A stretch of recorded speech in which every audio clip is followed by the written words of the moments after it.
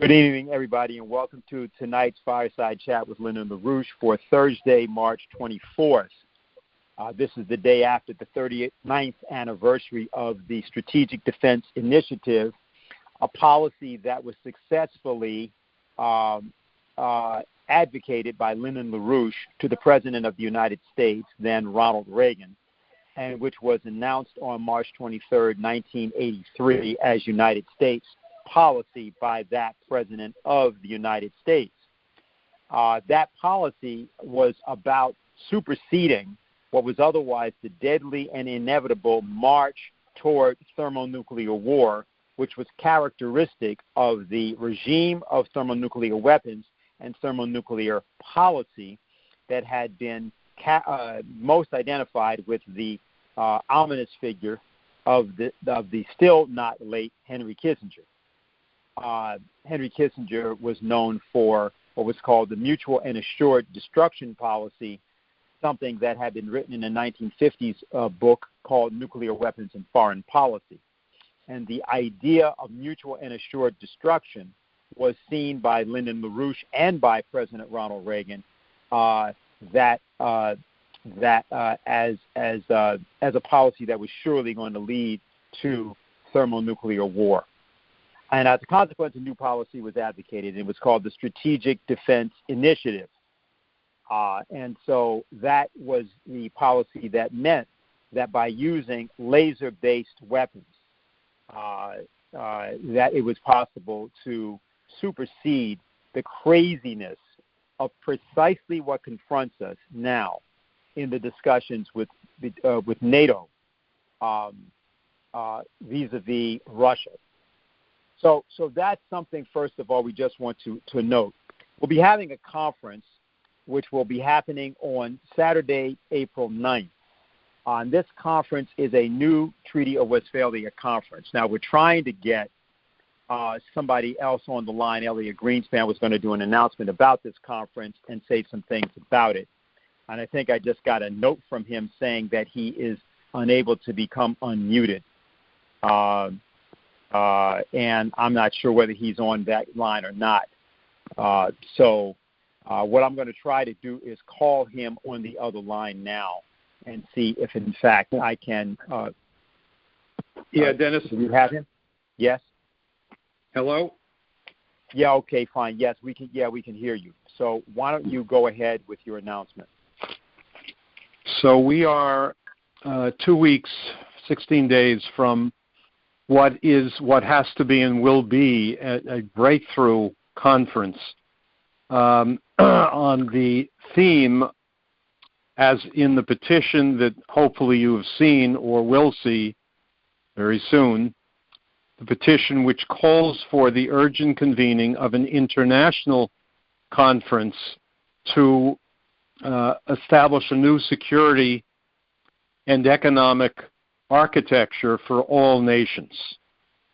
This is designed by Helga LaRouche, and we are several weeks into the process of building up in the U.S. and in many of the world's nations a growing focus on a singular alternative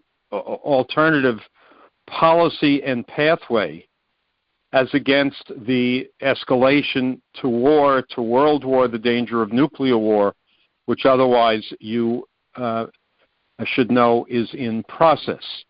We are now approaching 4,000 petition signatures, and that total growing by the day. You will see that on top of the Schiller website, I believe the TLO, the LaRouche Organization website, and that this, at the same time, is intensified by a process of individuals with some prominence, call them VIPs, some institutional connection, some capability through their organizations, their networks, various media, blogs, and so on, of a quality of outreach which may be unprecedented, at least in the last years, in our movement, but which is growing in nonlinear in a very important way.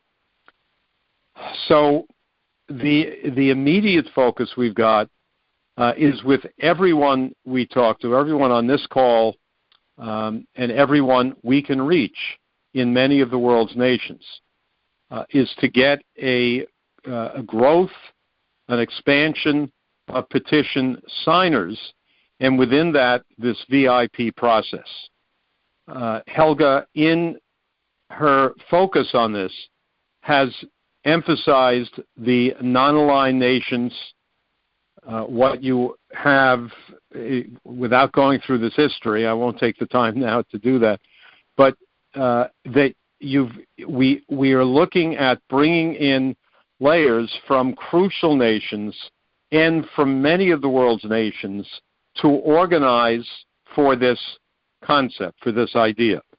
And what we're urging from perhaps people on this call and from many of our VIP friends internationally is that they multiply the impact which we have been building through the petition operation and through various of our international spokesmen, through Harley Schlanger, through Diane Sayre, through Jacques Cheminade, through Helga, through Dennis Small, so on and so forth. But this idea, call it multipliers, people who are using their own platforms, their own capability, their organizations, whatever, to magnify the impact which we have already had over the last several weeks with this petition in such a way that the conference has a capability, a potential for breakthrough around this idea in the same way that we spent much of the organizing of our association in the year and longer prior to Reagan's announcement of SDI 39 years ago, of organizing that process through every means. That is what we're doing with this idea of such a new security and development architecture. I think, and again, you will see this petition process build. What we ask is that everyone not just sign, but circulate this petition, and that at the same time, the registration process for this conference, which already in about a week, or less than a week, I think, we have several hundred registrations from many nations. That is the process that we want building, escalating by the day. So, Dennis, anything you would want me to add beyond that? You may want to say something about just the income requirements. You might want to say that. Okay. Okay, sure. Well, on the conference itself, what's intended is Saturday, the 9th of April, a 3-panel conference on the strategic panel, the economics panel, and then a scientific philosophical panel. That what Dennis is alluding to here is in terms of the broad array of our organizing and the intelligence work feeding that, we're talking about requirements which go up to somewhat over $40,000 per week over these next several weeks to carry this forward. Okay, and so people can ask questions or any clarification as we get into the Q&A section tonight. Okay, well, thanks a lot, Elliot, for that, so people are now clear about what the purpose of the call tonight essentially is. It has a broader purpose, but there's an arc going into April 9th, and we're asking that you all be involved in the organizing for that. Elliot referenced once again March 23rd, 1983, and what Lyndon LaRouche did that day, and we're referring to this continually because that's exactly what we're going to have to figure out a way to do again. Now, it was a lot happier circumstance for Lyndon LaRouche because President Ronald Reagan was a 4-time voter for Franklin Delano Roosevelt. Franklin Roosevelt ran for president and was elected in the years 1932, 1936, 1940, and 1944. And although Ronald Reagan had this reputation as being a rock-ribbed conservative, etc., the truth of the matter is that he was a rock-ribbed Roosevelt Democrat, having voted for him 4 times out of 4 times that Roosevelt ran. And as a result of that, Lynn used the fact that he knew that fundamentally Reagan hated the idea of war, having lived through the Second World War, that if he were to propose a policy like that, which was ultimately adopted, called the Strategic Defense Initiative. And what this involved was laser-based weapons, space-based laser weapons, but a combination of not merely weapons, but an economic policy to apply that advanced laser technology, particularly in the workplace, on the assembly line, and through the machine tool sector. And so what was being proposed by Lynn was what he called a higher peace movement, one where you have technological optimism that drives the whole process, not just to trying to stop the two sides from blowing each other up. That's not sufficient. You cannot negotiate with another nation or group of nations a successful peace by talking about we are going to agree not to kill each other or one another. That will never happen. It will not happen in the present circumstance, and it never has happened. The only thing you end up doing is postponing things. You kick the can down the road. But the problem in the nuclear age is if you kick the can down the road, you just get a more efficient way to blow the whole world up. And so what our circumstance is that we're going to have to reproduce that same technological optimism, or at least that conception of how not merely diplomacy works, not really that, how the relations among nations have to work, what constitutes the respect of one nation for another. Now, this morning, Dave Christie, who you're about to hear, gave the briefing for our international organization.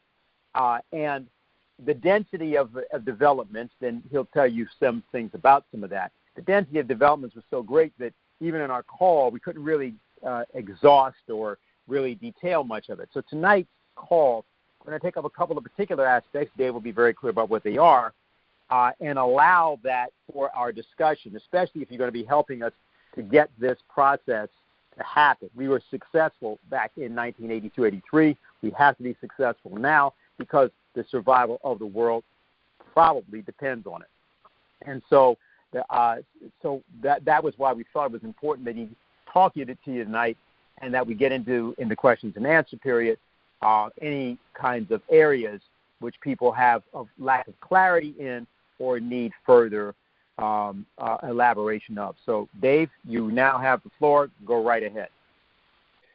Yeah, well, look, I think on all of our minds, and certainly those that we've approached on participating in this conference that Elliot just laid out, and obviously that in the context of putting together a Treaty of Westphalia for the world in light of just utter insanity coming from the political leadership, strategic thinking, and so on and so forth, with Tony Blair reemerging to call for, to basically say that, if we're going to take nuclear weapons off the table, then we're never going to get our way.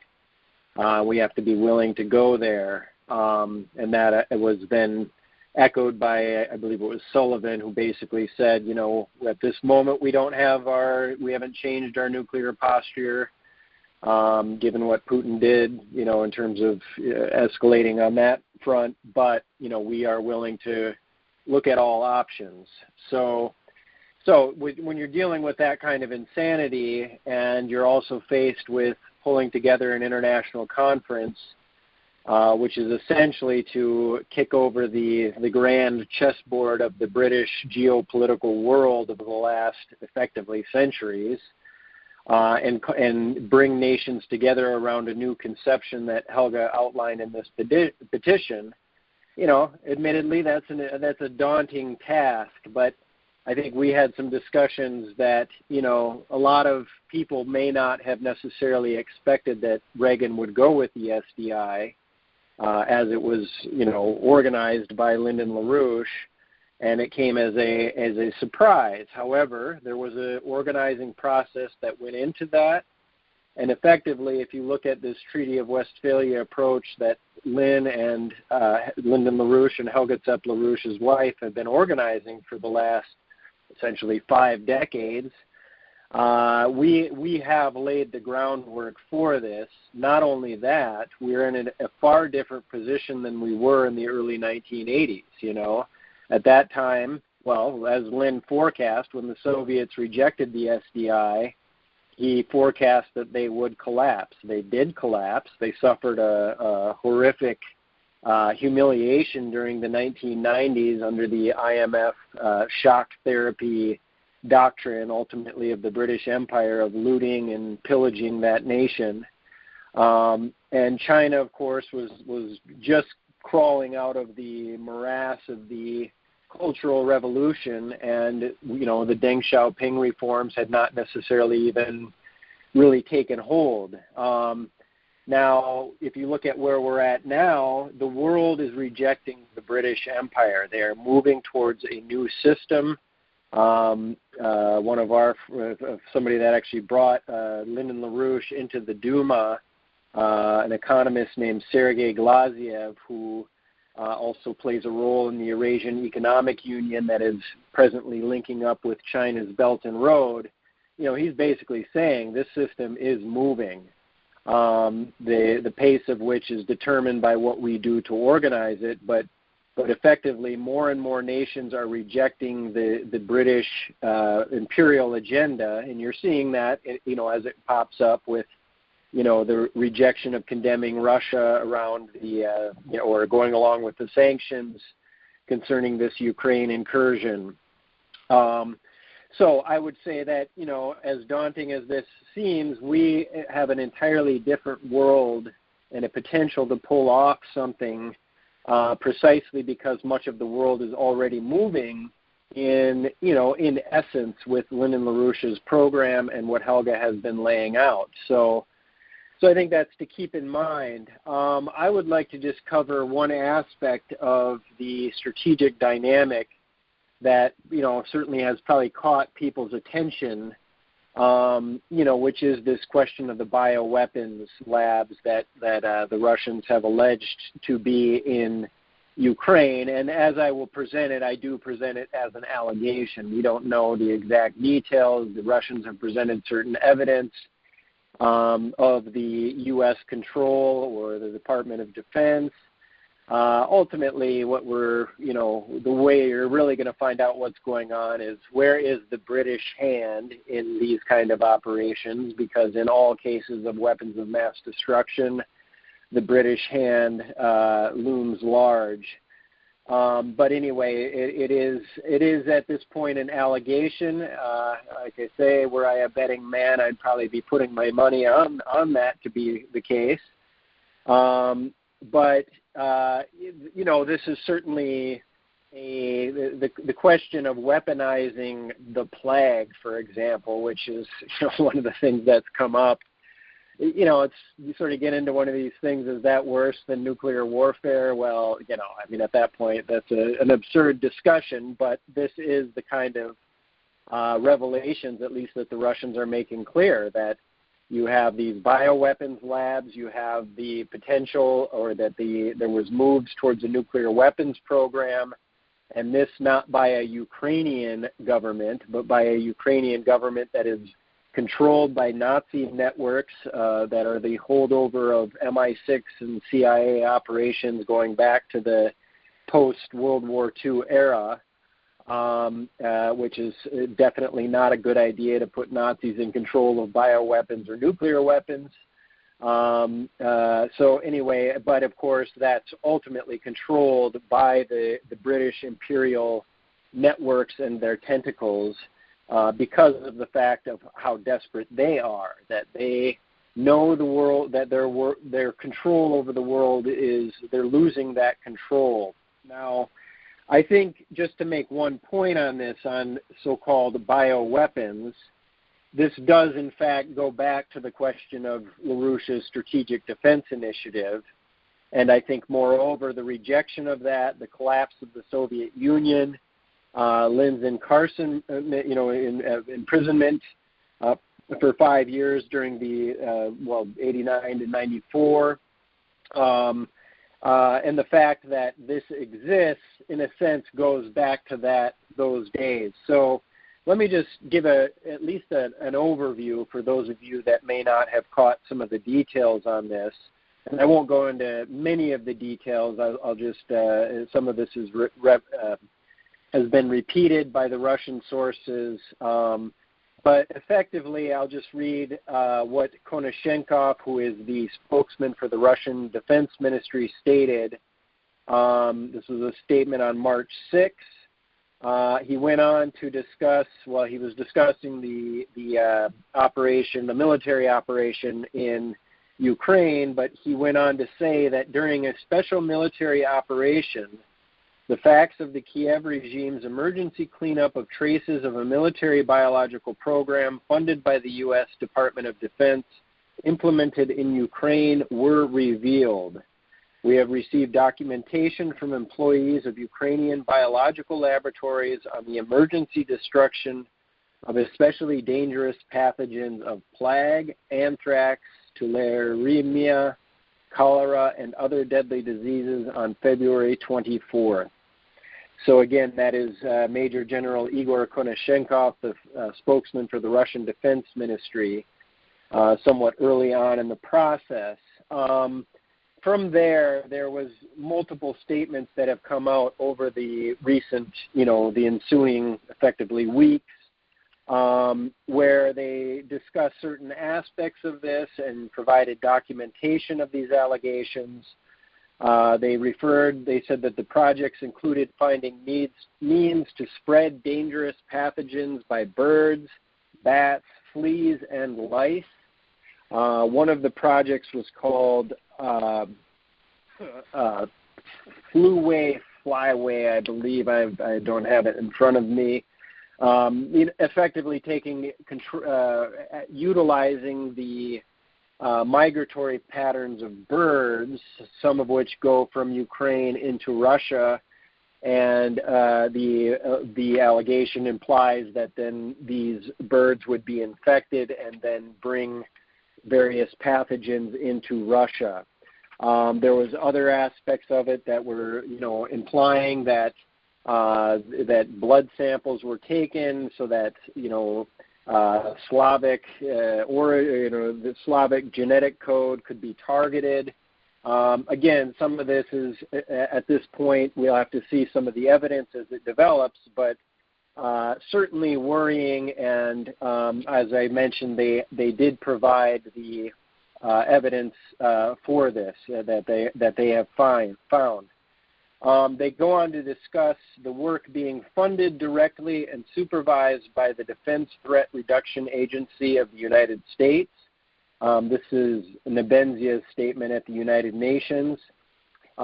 He went on to say, i.e., in the interest of Pentagon's National Center for Medical Intelligence. They also outlined some of the private sector elements to this. I believe that Black & Veatch was one of the private firms that they discussed as being involved in the kind of work and allowing a certain distance by this U.S. agency called Defense Threat Reduction Agency. Now, there are different people who have commented on this, some with certainly more expertise than myself in terms of these matters, one of whom is Scott Ritter, who is a weapons inspector, former weapons inspector, and he basically said that the U.S. is walking a thin line regarding what is legal and what is not under the Biological and Toxic Weapons Convention. Interview that he gave to former British Member of Parliament George Galloway. But of course, we did see that this was effectively acknowledged by Victoria Nuland, where she was in the Senate, and she was being asked by Marco Rubio if these labs and the allegations by the Russians were true, which she just sort of blurted out, well, yes, they do have biological research facilities. And then Rubio, I sort of seemed to me that he was somewhat caught off guard, said, well, but of course it would be the Russians that would take this material and use it as a kind of a false flag type operation. which Nuland basically acknowledged that, well, it's the Russians that will always play this game where they say it's the other guy when it's them that it's at fault.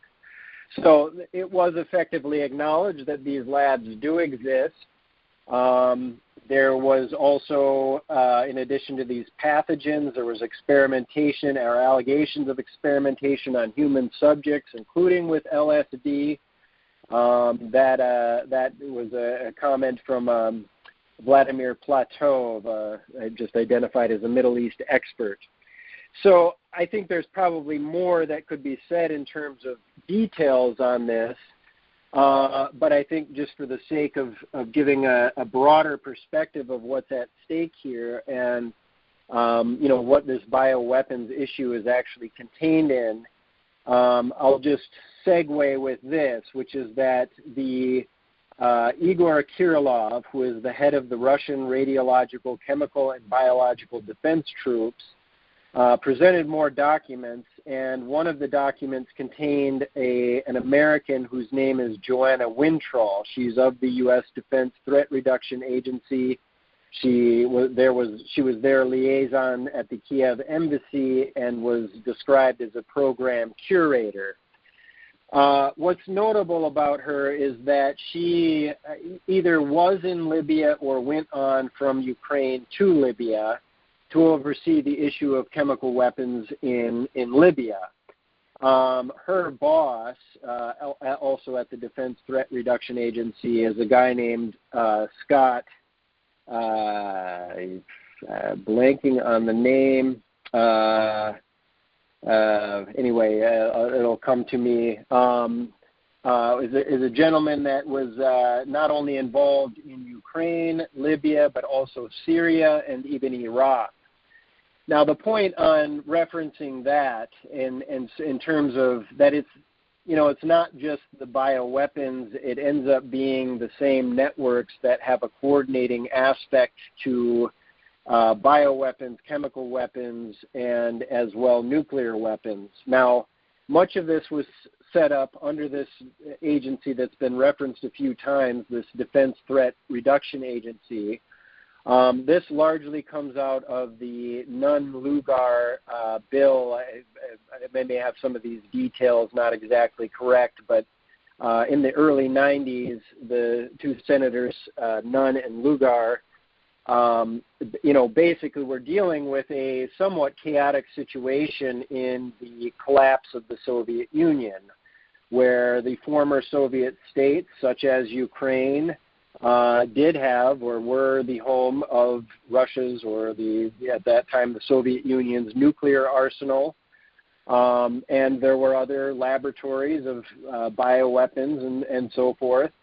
And therefore, how do you actually resolve this, which could be a very dangerous situation? So what Nunn and Lugar were doing was to try to set up some sort of framework to get the weapons, nuclear weapons in this case, out of the former Soviet states back into Russia, who sort of had legal claim over them.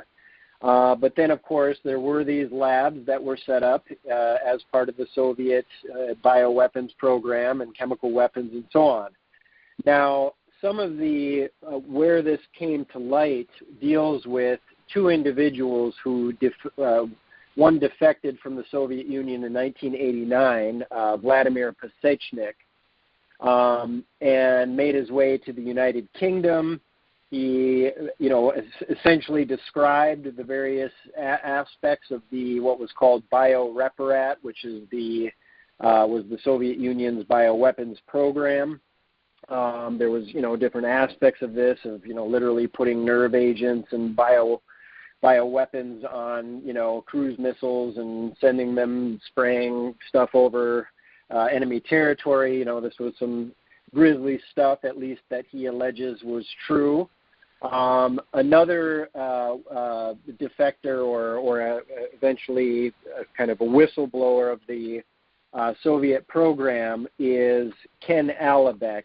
His full name, he's a Kazakh individual, so that's not his exact name, but he's known as Ken Alabeck. came to the U.S. and similarly laid out what he knew of the weapons program, where he was a senior figure. Now, based on this, according to another weapons inspector, David C. Kelly, who people remember, he was the one that basically said that the weapons of mass destruction claim around Iraq, that aspects of that were bunk, and he eventually was found dead in the woods near his house after, blowing the whistle that the rush to the Iraq War was based on a farce. Now, according to Kelly, he wrote about the case of Ken Alabeck and the Pasechnik and said that their revelations were the beginnings of what he called a tripartite agreement between the U.S., the UK, and Russia, which in this time of the early 90s, when these revelations were coming out and the Pasechnik and Alabeck were telling their story, Russia was in pretty rough shape. This was under the Yeltsin era. There was the massive looting operation that was going on by the British Empire. And as far as this tripartite agreement went, which was to give the Russians certain access to U.S. and UK bio research and weapons capabilities, and the U.S. and UK would in turn get access to the Russian sites. There was disagreements on how this would be carried out. Largely, Kelly describes that this sort of ended up in a failure. However, I am sure that British intelligence got certain aspects of what they wanted over the situation.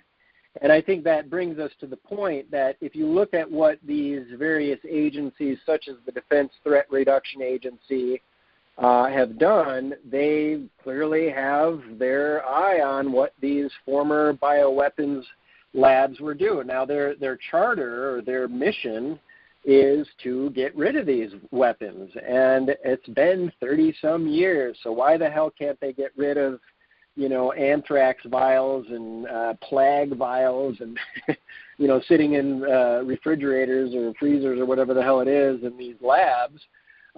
You have to, of course, wonder why they haven't gotten rid of them unless, of course, they've wanted to use them. Now, that brings me, to the Kelly question. And, it's notable, Pasechnik ends up dead in London in his, early 60s, or outside of London. I think it's close to Oxford, in the early 2000s.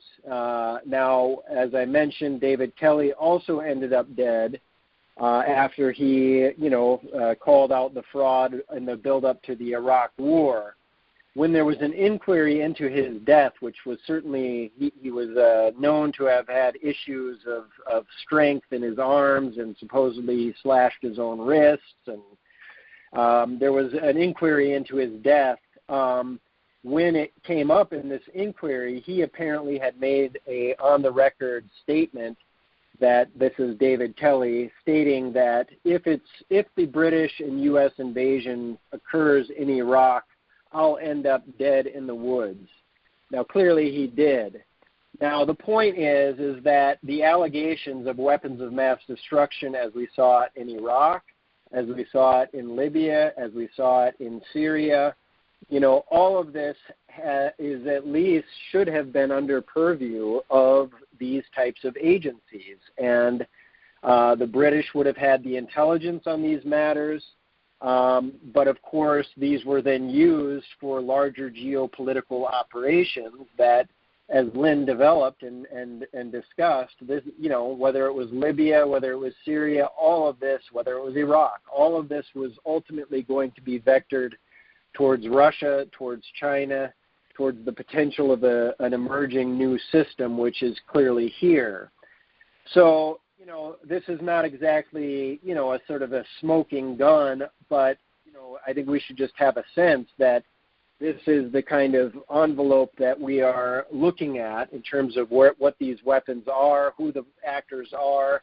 We'll start digging into more of this to see what kind of threads we can follow, but definitely this has been part of the British geopolitical operation to use these weapons of mass destruction to their aims.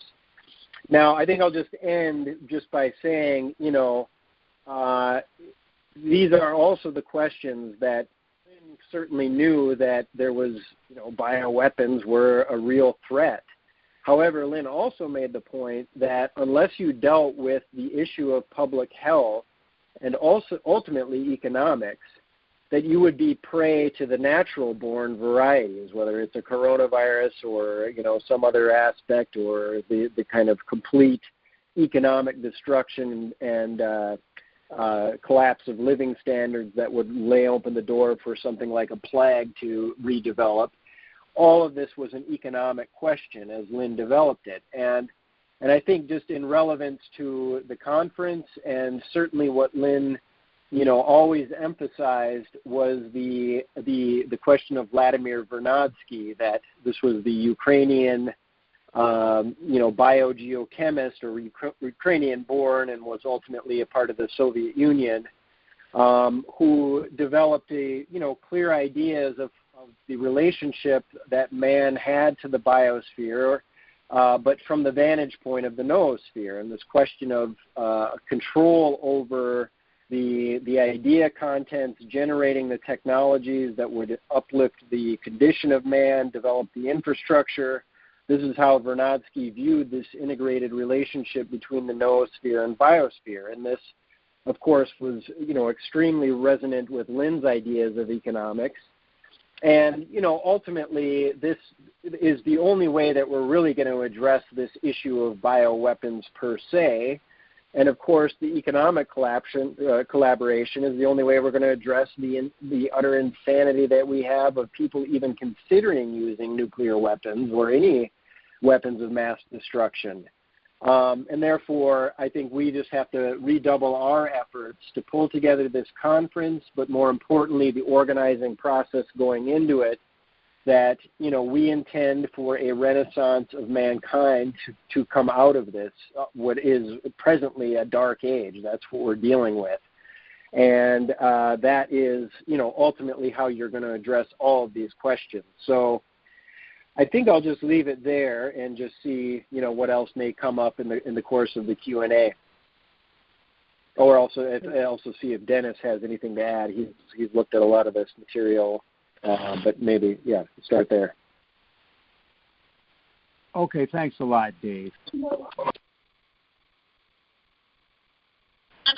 Okay, now some people know we have no idea what the new platform actually does whenever we do that.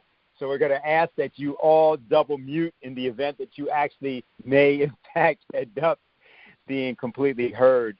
But we've opened up the queue. Press *6 to get in the queue if you've got any questions about what you've just heard. And what I'm going to do is, as people are getting in the queue, is just sort of reference the fact that we have had a few cases. There are two articles written from the 1983 period. I just want to reference one. And it was called "The Week the World Almost Ended." It's written by Nate Jones. This article was written in 2017, so it's 5 years ago.